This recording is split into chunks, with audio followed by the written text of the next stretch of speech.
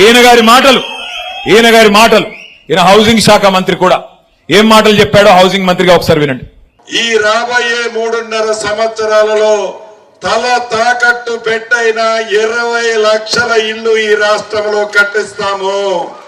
20 లక్షల ఇళ్లు ఇచ్చిన తర్వాతనే మళ్ళీ అసెంబ్లీ ఎన్నికల్లో మీ గుమ్మానికి వచ్చి ఓటు అడుగుతాము. ఇది కాంగ్రెస్ పార్టీ సిద్ధాంతం. ఇది ఇందిరమ్మ ప్రభుత్వం యొక్క పట్టుదల.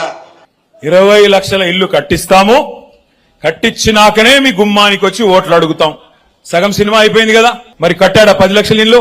దమ్ముందా పొంగులేటి గారు? 20 లక్షల ఇండ్లు కడితేనే ఓటు అడుగుతా అన్నావు కదా, ఆ మాట మీద నిలబడే సత్తా ఉందా అని నేను పాలేరు వేదికగా అడుగుతా ఉన్నా. దమ్ముంటే స్పందించమని చెప్పి కోరుతా ఉన్నా. 20 లక్షల ఇండ్లు కడతా అని చెప్పి చెప్పాడు. మరి 20 లక్షల ఇండ్లు ఆయన రాఘవ కన్స్ట్రక్షన్ కడుతుందో లేకపోతే ఈయన గారు కడతారో ప్రభుత్వం కడతాదో నాకైతే తెలియదు. ఎందుకంటే హైదరాబాద్ లో ఎక్కడ చూసినా భూములు లాక్కోవడం, నడుస్తున్న ప్రాజెక్టులు లాక్కోవడం.